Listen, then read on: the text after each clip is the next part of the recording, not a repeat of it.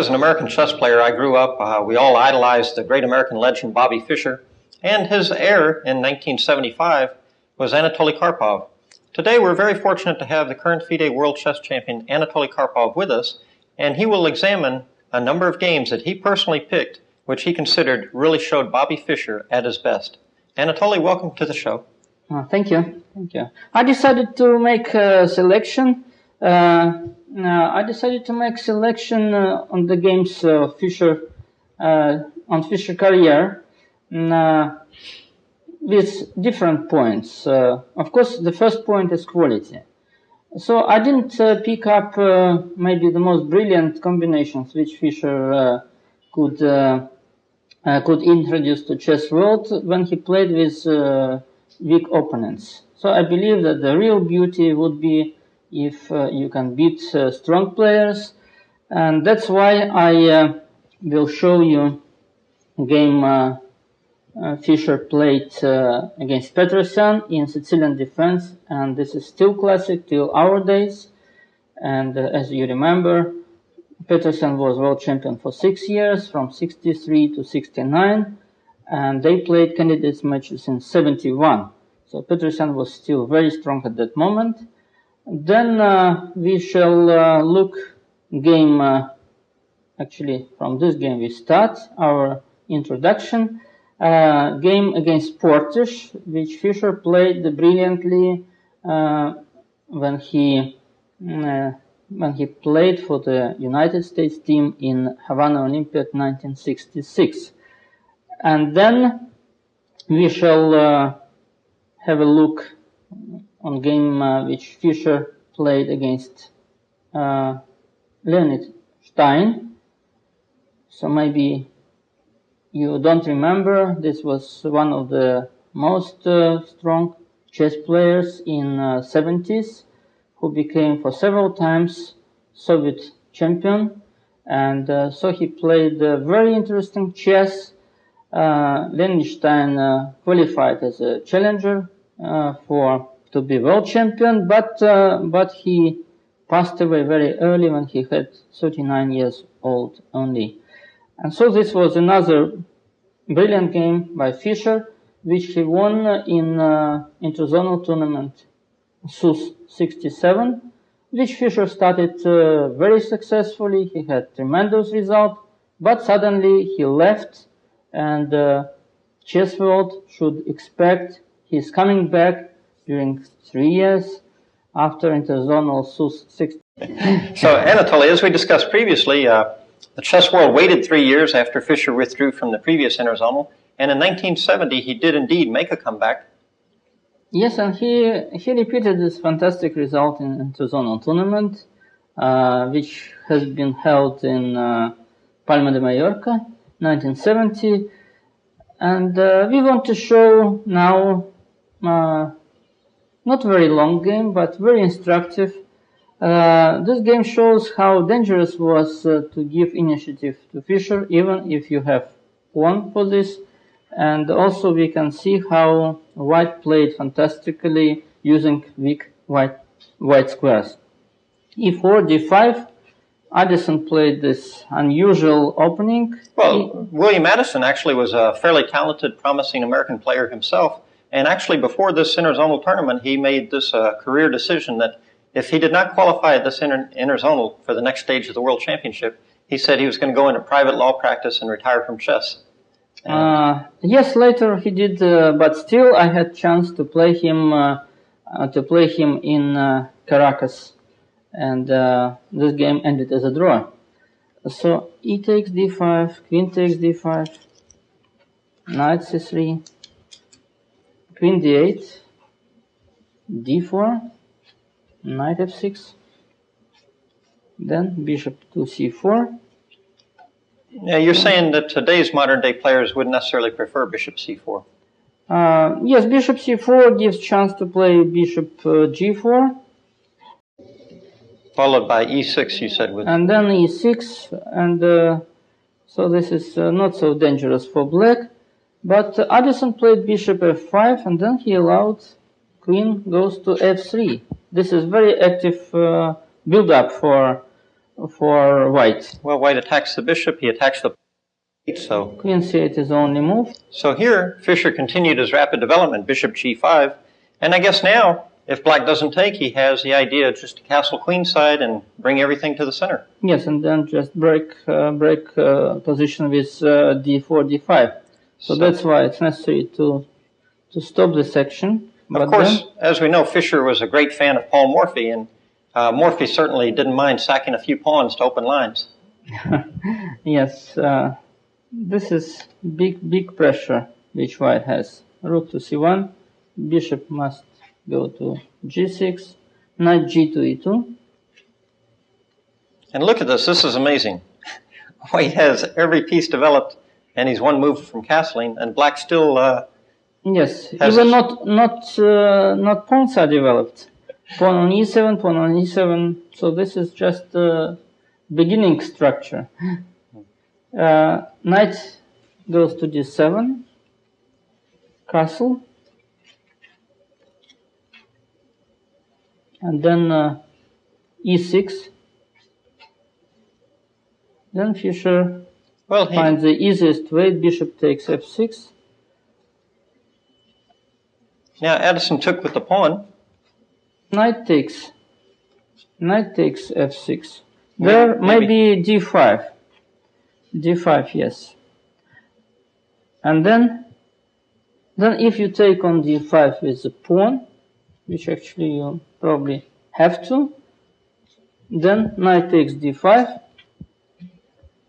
knight takes d5, and then bishop takes d5. Yes, of course, this is... Well, on c6, rook takes c6 is rook takes c6, so knight d4, knight f4, everything is, everything is in attack, all the pieces.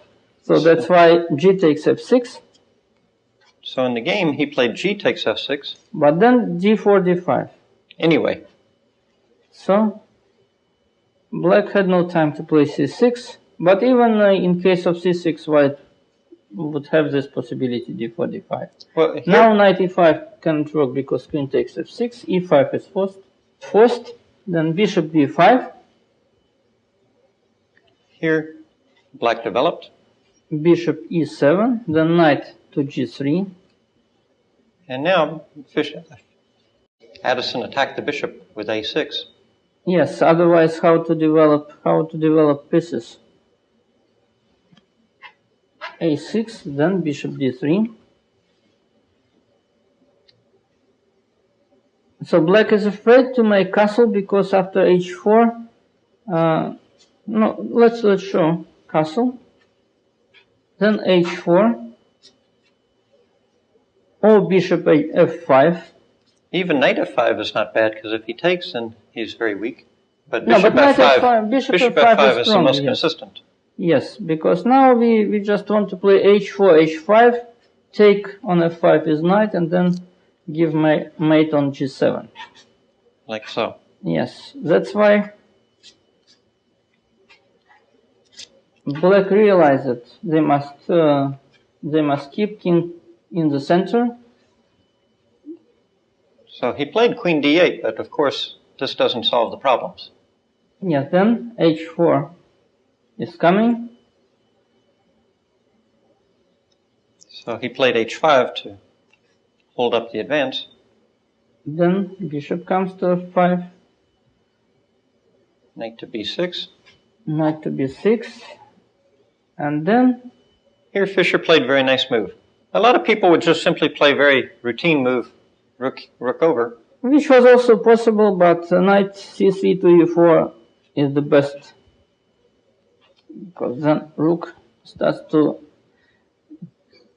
be active on this file, and then black took on d5. What to do?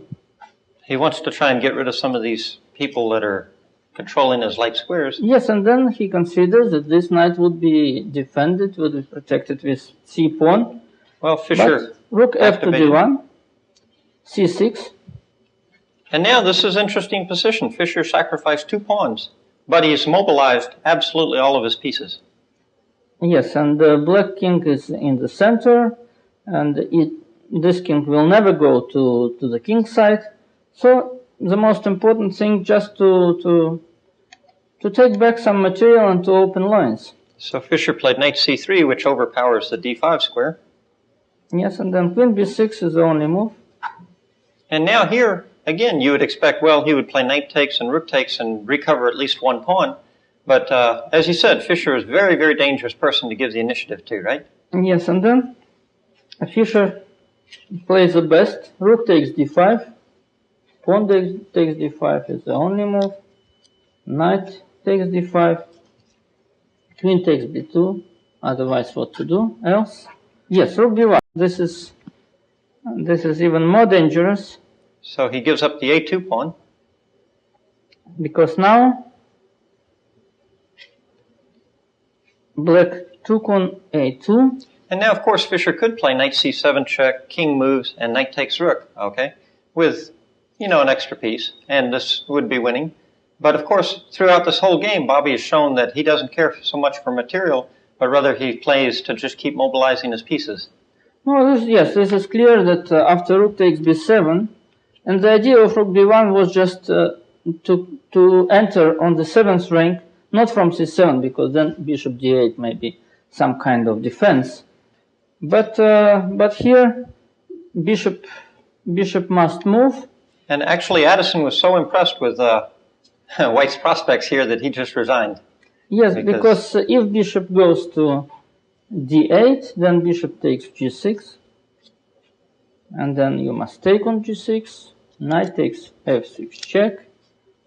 And then if bishop takes, then queen takes f6, and there's no it's not possible to defend this position. And if king goes to f8, then there are two ways: knight d5 and queen f7 mate, or another. But this is very artistic because, again, all the pieces cooperate on the light squares. Yeah, but we can show another.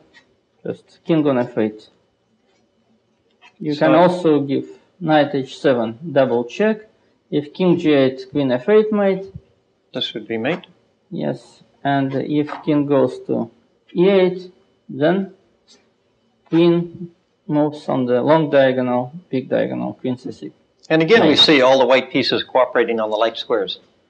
Yes, so this was quick but very impressive victory, which Fischer